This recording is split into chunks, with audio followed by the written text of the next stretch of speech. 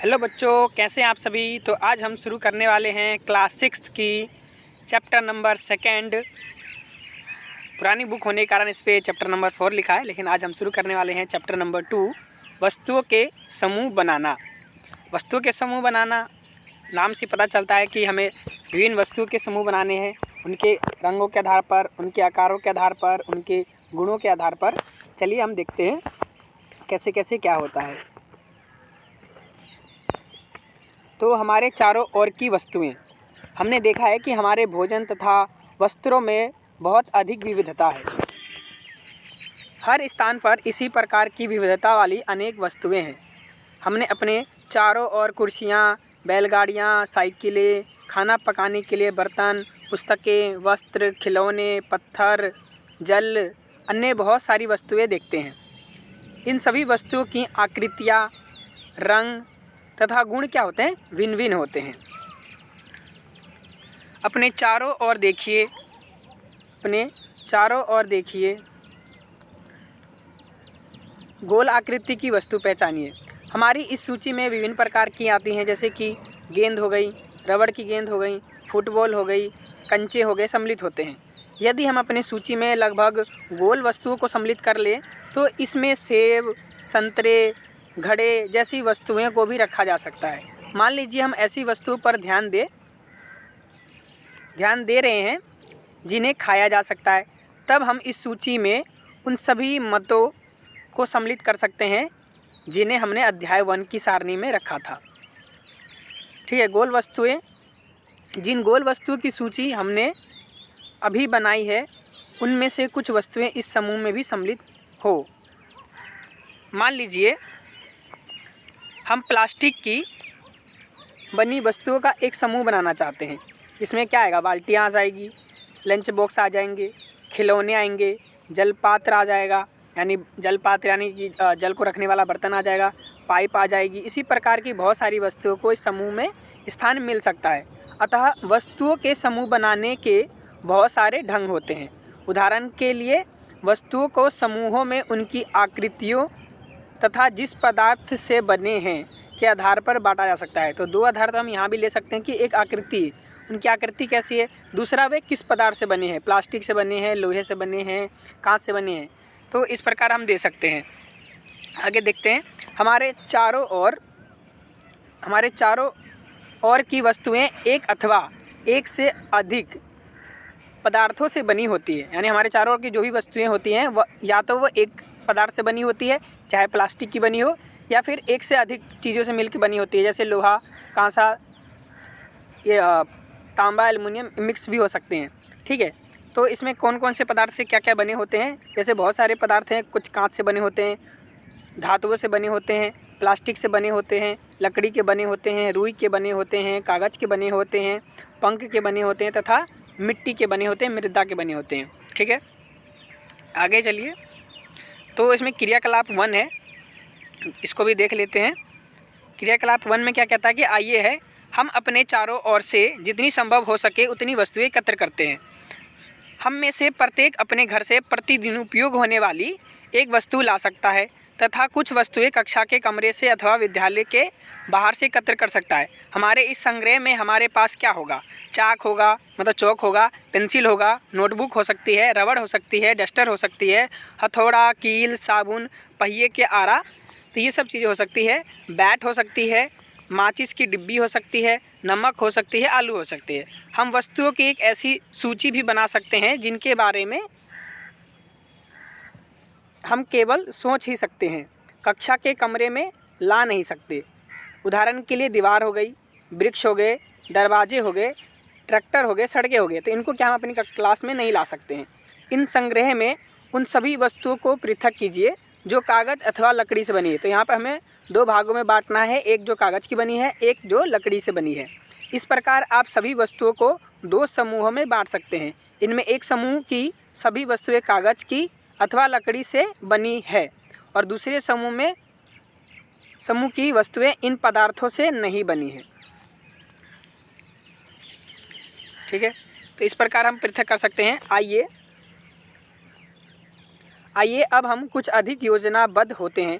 एकत्र की गई सभी वस्तुओं को हम सारणी 4.1 की सूची बनाएं। प्रत्येक वस्तु जिन जिन पदार्थों से बनी है उनको पहचानने का प्रयास कीजिए। इतनी लंबी सारणी बनाना जिसमें जितनी वस्तुएं संभव है उन सभी के बारे में सूचना एकत्र करके लिखना बहुत कौतुक है।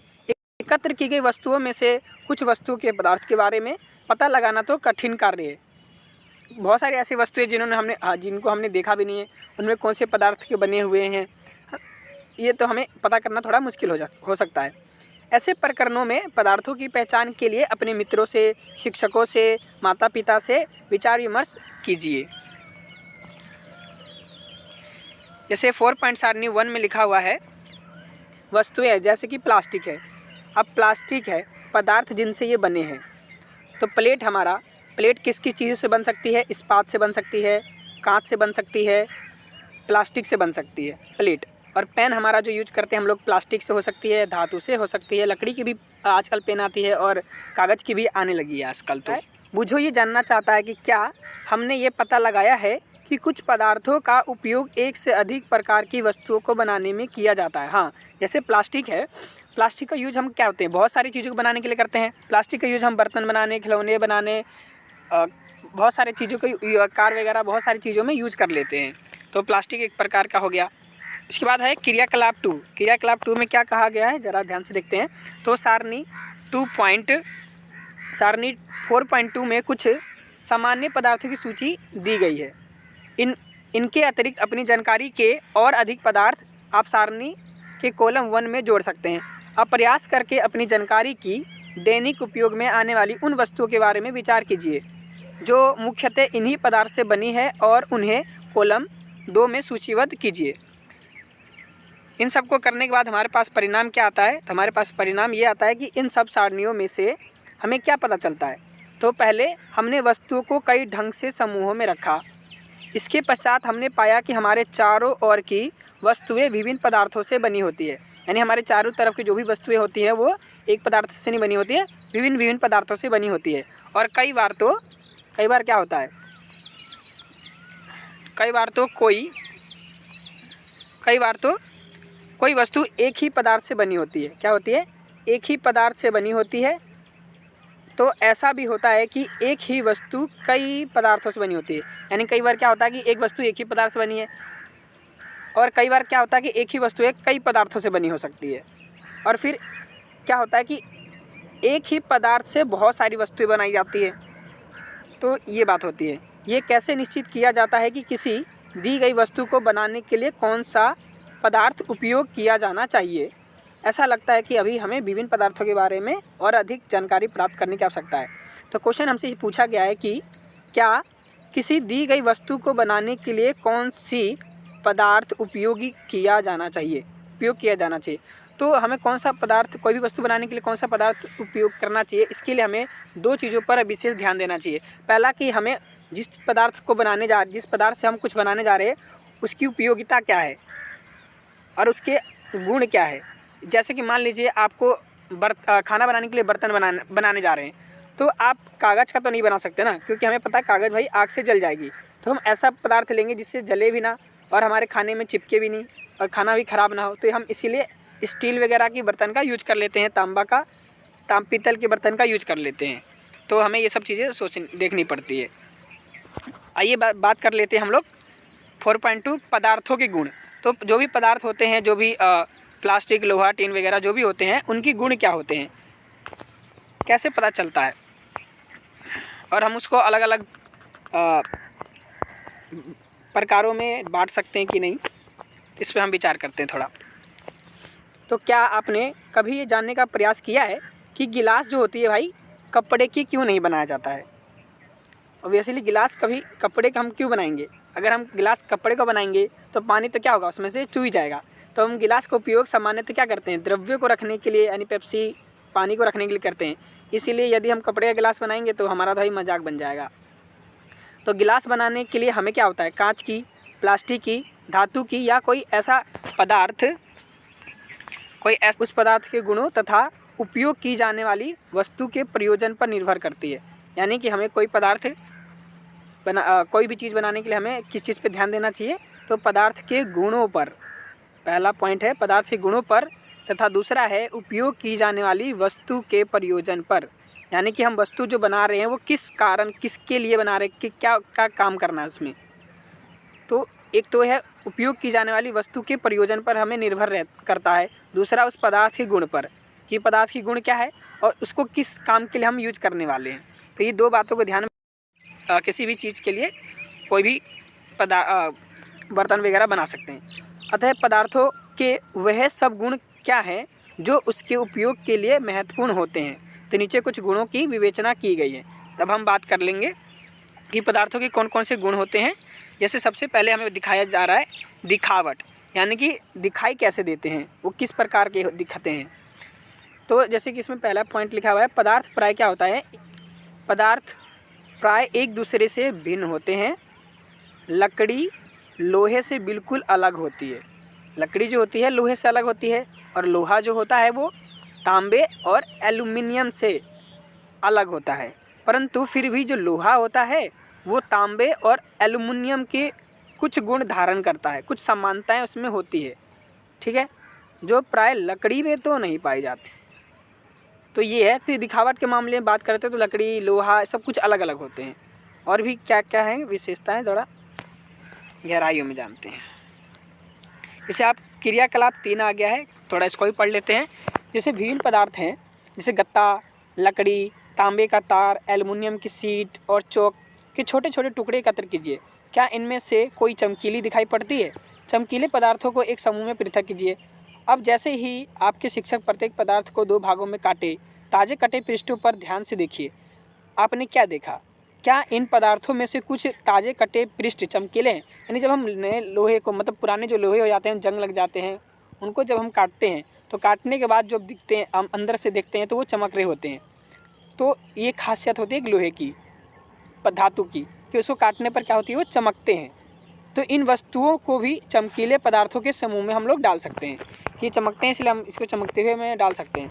इसमें क्या होता है, जो बात कर लेते हैं, क्या आप अन्य पदार्थों में इसी प्रकार की कोई चमक अथवा धूति, चमक धूति दोनों शब्द एक ही है, चमक कोई द्युति बोलते हैं, जैसे भी संभव हो सके किसी भी ढंग से उन्हें काटिए, और ऐसा आप कक्षा में जितने भी पदार्थों के साथ कर सकते हैं कीजिए।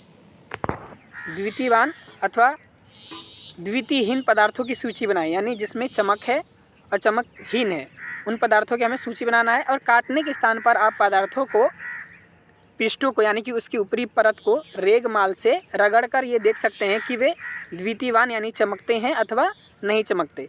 पदार्थ जिनमें इस प्रकार की द्वितीय यानी चमक होती है वे प्राय क्या कहलाते हैं, धातु होते हैं।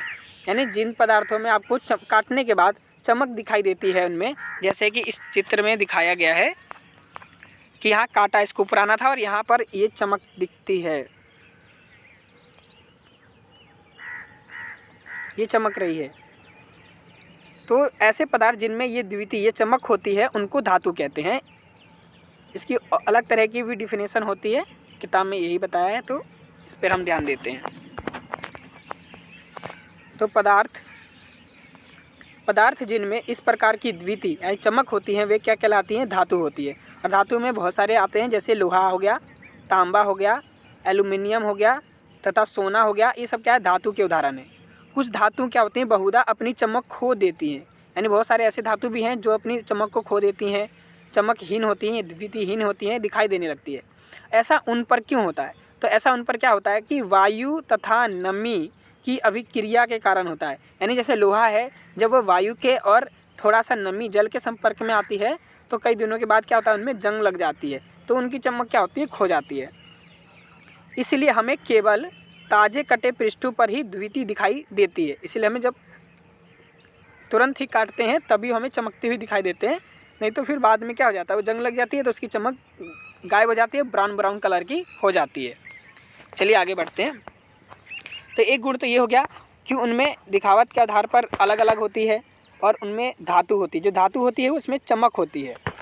दूसरी की बात करते हैं कठोरता।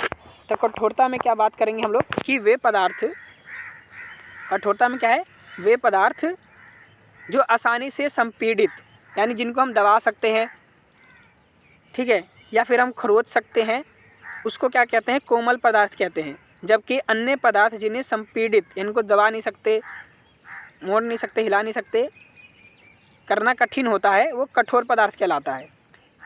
दोबारा सुनिए, वे पदार्थ जिन्हें से संपीड़ित, दबाया जा सकता है, खरोचा जा सकता है, वो कोमल पदार्थ कहलाते हैं। जबकि अन्य पदार्थ जिन्हें संपीड़ित नहीं किया जा सकता, करना कठिन होता है, कठोर पदार्थ कहलाते हैं। उदाहरण के लिए जैसे रुई है, अब रुई को यूँ दबाएंगे दब जाएगा। स्पंज है, उसको दबाएंगे यूँ दब जाएगा। लेकिन लकड़ी क्या है, कठोर है, उसको दबाओगे थोड़ी दबेगा। तो एक तो ये हो गई बात कि कोमल होती है, कठोर होती है। तो ये हो गई हमारे दूसरा गुण, कठोरता के मामले में। दिखावट में क्या होता है कि पदार्थ विभिन्न गुण, दिखावट में पदार्थों में विभिन्न गुण हो सकते हैं। जैसे दिखावट में पदार्थों में विभिन्न गुण हो सकते हैं, क्या क्या हो सकते हैं? दिखावट के मामले में द्वितीय चमक हो सकती है, कठोरता हो सकती है, खुरदरा हो सकता है, अथवा चिकना हो सकता है। तो ये सारे हो गए हमारे धातु या पदार्थों के गुण। क्या क्या हो सकते हैं? चमक हो सकती है, कठोरता हो सकती है, खुरदरा हो सकती है और चिकना हो सकती है। अगला गुण है विलेय अथवा अविलेय। विलेय मतलब जो घुल सकते हैं, अविलेय जो घुल नहीं सकते। तो आपको क्या करना है, इसके लिए चेक करना है कि कुछ ठोस पदार्थ है नहीं, जैसे चीनी हो गया, नमक हो गया, चौक पाउडर हो गए, बालू हो गए, लकड़ी के बुरादे हो गए, टूटे टूटे चूरन हो गए, लकड़ी के नमूने एकत्र कीजिए।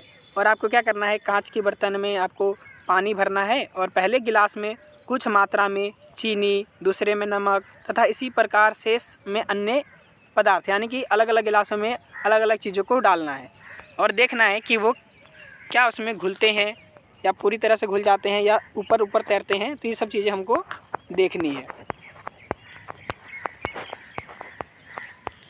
आप यह पाएंगे, आप क्या पाएंगे, जब आप ऐसा करते हैं तो आप देखेंगे कि कुछ पदार्थ क्या होता है, जल में पूर्णतः लुप्त हो गए, यानी कि घुल गए, अच्छे तरह से विलीन हो गए। और हम ये भी कह सकते हैं कि ये पदार्थ क्या होते हैं, जल में विलय होते हैं, जो पूरी तरह से घुल जाते हैं, मिल जाते हैं। जैसे चीनी हो गया, नमक हो गया, वो पूरी तरह से क्या हो जाता है, घुल जाता है। तो जब ऐसे घुल जाते हैं चीनी, नमक, तो हमको क्या बोलते हैं, जल में विलय पदार्थ बोलते हैं। और अन्य पदार्थ क्या होता है, जल के साथ मिश्रित नहीं होते हैं तथा काफ़ी समय तक गिलास में विलोदित करने पर भी, यानी कि इसको मिलाने पर भी जल में लुप्त नहीं होते। और ऐसे पदार्थों को हम क्या कहते हैं, ये पदार्थ जल में अविलेय कहलाते हैं, जल में अविलेय कहलाते हैं। क्योंकि जल क्या होते हैं, बहुत सारे पदार्थों को विलीन कर सकता है। ठीक है, तो जैसे अविलेय पदार्थ का क्या क्या हो सकते हैं, जैसे आप चौक पाउडर डाला आपने, तो वो थोड़ी जल में घुलेगा, वो नीचे बैठ जाएगी या फिर हवा में ऐसे मतलब गिलास में तैरती हुई नजर आएगी। तो ये हो गई। उसके अलावा क्या कह रहे हैं, चूँकि जल क्या होते हैं, बहुत से पदार्थों को विलीन कर सकता है, यानी बहुत सारे पदार्थों को अपने में अंदर मिला सकता है। तो इसीलिए हमारे शरीर के कार्यों में इसकी एक महत्वपूर्ण भूमिका होती है। क्या द्रव्य भी जल में विलीन हो सकता है, यानी द्रव्य लिक्विड जो है जल में, जैसे तेल हो गया, शहद हो गया, हनी हो गया, तो क्या ये भी पानी में मिल सकती है, विलीन हो सकती है? तो इस पर चर्चा करते हैं और आप चेक करके भी देख सकते हैं। क्रियाकलाप जैसे 5 देते हैं आपको कि सिरका है, नींबू का रस है, सरसों का तेल है अथवा नारियल का तेल है, मिट्टी का तेल है, अन्य किसी द्रव के नमूने एकत्र कीजिए। कांच का एक गिलास लीजिए और इसके आधे जल से भरिए। अब इसमें चम्मच भरकर कोई द्रव्य मिलाइए और भली भांति इसको मिलाइए और इसे 5 मिनट के लिए छोड़ दीजिए। परीक्षण कीजिए, क्या ये द्रव्य जल के साथ मिश्रित हो जाता है?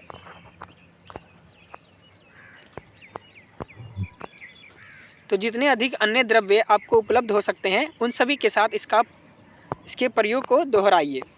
अपने परीक्षणों को सारणी 4.4 में लिखिए। तो हमने क्या देखा, ऐसा करने के बाद हमने देखा कि कुछ द्रव्य क्या होते हैं, जल में पूर्णतः मिश्रित हो जाते हैं। कुछ द्रव्य तो जल में पूरी तरह से मिल जाते हैं और कुछ द्रव्य जल में मिश्रित नहीं होते हैं। कुछ समय तक ऐसे ही छोड़ देने पर पृथक परत बना लेते हैं, यानी कुछ तो मिल जाते हैं, कुछ नहीं मिलते हैं और कुछ ऊपर ऊपर तैरने लग जाते हैं, अलग हो जाते हैं, अपना अलग परत बना लेते हैं। तो तीन तरह की चीज़ें हमें दिखाई देती है। एक तो क्या हो जाते हैं, जो पूरी तरह से मिल जाते हैं, दूसरा जो मिश्रित नहीं होते हैं, एक अलग परत बना लेते हैं। तो ये 3 चीज़ें दिखाई देती है हमको। ठीक है, जैसे यहाँ लिखा हुआ सिरका जो भली भांति मिश्रित हो जाता है। सिरका क्या हो रहा है, भली भांति मिश्रित हो जा रहा है। नींबू का रस है, आप भली भांति मिला सकते हैं। नारियल का तेल है, तेल जो होती है वो मिलती नहीं है, वो ऊपर ऊपर तैरने लग जाती है। केरोसिन है, वो भी शायद लगभग तैरेगी ही। तो ठीक है, ये चीज़ें हो जाती हैं। बूझो ये सुझाव देता है कि हमें ये भी जांच करनी चाहिए कि हमने क्रियाकलाप 5 में जिन द्रव्यों का उपयोग किया था, क्या जल की अतिरिक्त किसी अन्य द्रव्य में भली भांति मिश्रित हो सकते हैं। यानी जो हमने द्रव्य को जल में मिश्रित किया, क्या इसके अलावा किसी और में भी मिश्रित हो सकता है। तो और पहली ये भी जानना चाहती है कि क्या गैसें भी जल में विलीन हो सकती है। तो हम देखते हैं कि गैस जल में विलीन होती है कि नहीं। कुछ गैसें हैं, कुछ गैसें जल में विलीन हैं जबकि अन्य नहीं है।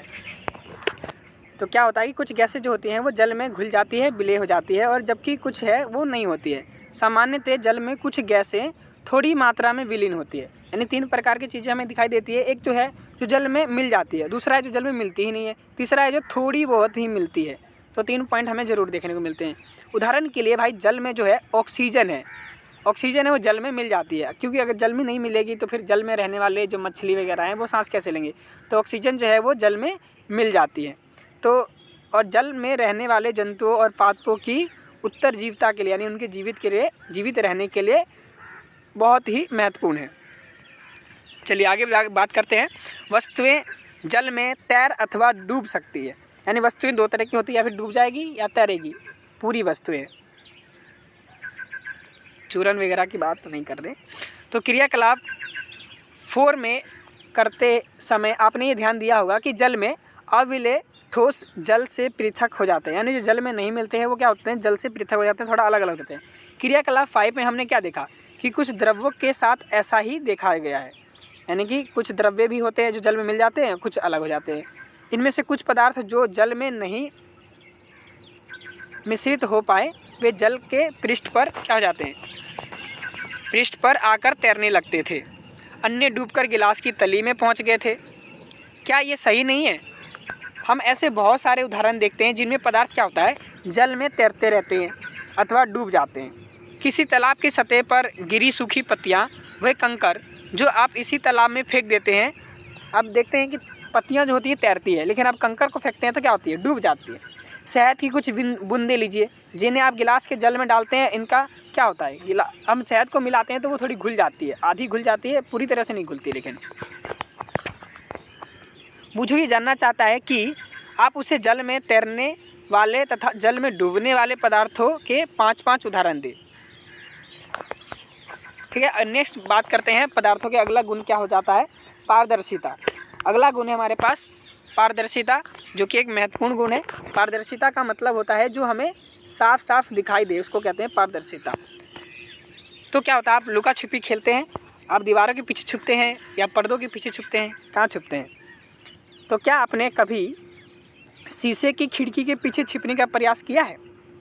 स्पष्ट रूप से आपने शीशे के पीछे तो नहीं छुपा होगा, क्योंकि ऐसा करने पर क्या होगा, आपका मित्र जो है आपको शीशे से देखकर आपका पता लगा लेगा। इसलिए क्या होता है कि उन पदार्थों अथवा सामग्रियों को जिनसे होकर वस्तुओं को देखा जा सकता है उन्हें हम पारदर्शी कहते हैं। ठीक है, क्या कहते हैं, पारदर्शी। उन वस्तुओं, उन पदार्थों, उन सामग्रियों को जिनसे होकर वस्तुओं को हम देख सकते हैं, आर पार हम जिनको देख सकते हैं, उन्हें पारदर्शी कहते हैं। इसमें आप उदाहरण के तौर पर क्या क्या देख सकते हैं?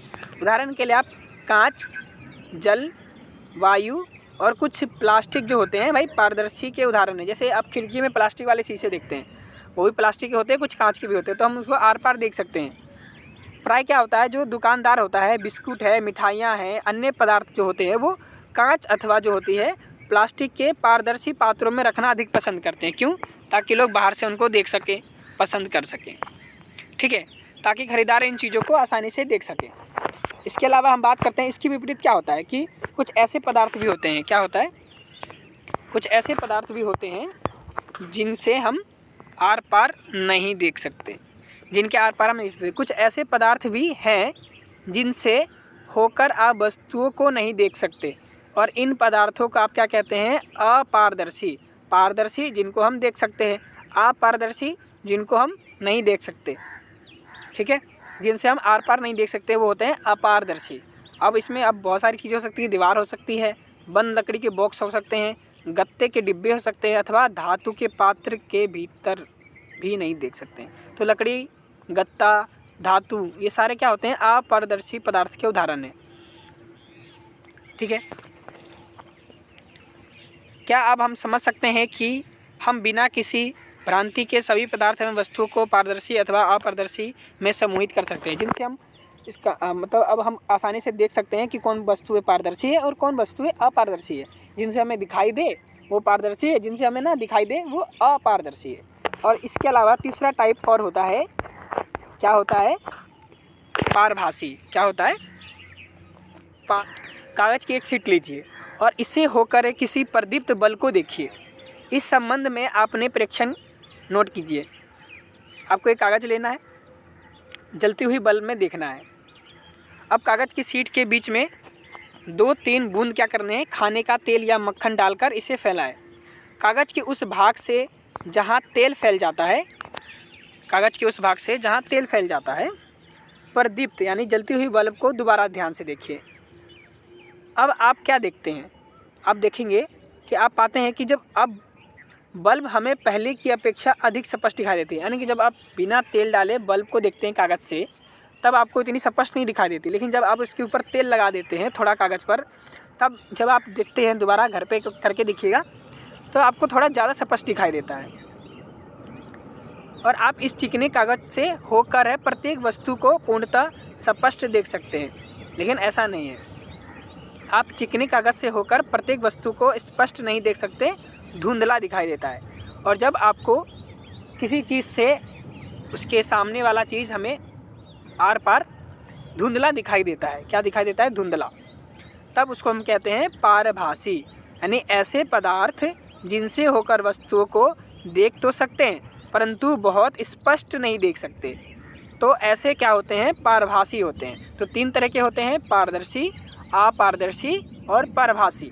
ठीक है, तो हमें इससे क्या पता चलता है कि हम पदार्थों को अपारभासी, अपारदर्शी, पारदर्शी तथा पारभासी के रूप में के समूहों में हम बांट सकते हैं। यानी हम 3 समूह में बांट सकते हैं, अपारदर्शी में, पारदर्शी में और पारभासी में। ये 3 चीज़ें हैं। ठीक है, आगे हम देखते हैं कि कुछ क्रियाकलाप कांच को हथेली से ढकने का सुझाव देती है। अच्छा, पहली है, वो किसी अंधेरे वाले स्थान पर टॉर्च के कांच को हथेली पर ढकने का सुझाव देती है।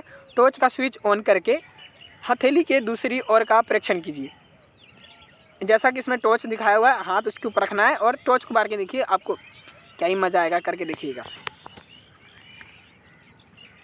ठीक है, तो वो ये जानना चाहती है कि क्या ये आपकी हथेली अपारदर्शी, पारदर्शी अथवा पारभासी है। यानी कि आप देखेंगे कि टॉर्च में से हल्की आपके हाथ पूरी लाल हो गई है, हल्की हल्की सी प्रकाश बाहर आ रही है, तो आपको अंदाज़ा लगाना है कि ये कैसा है, पारभासी है, पारदर्शी है या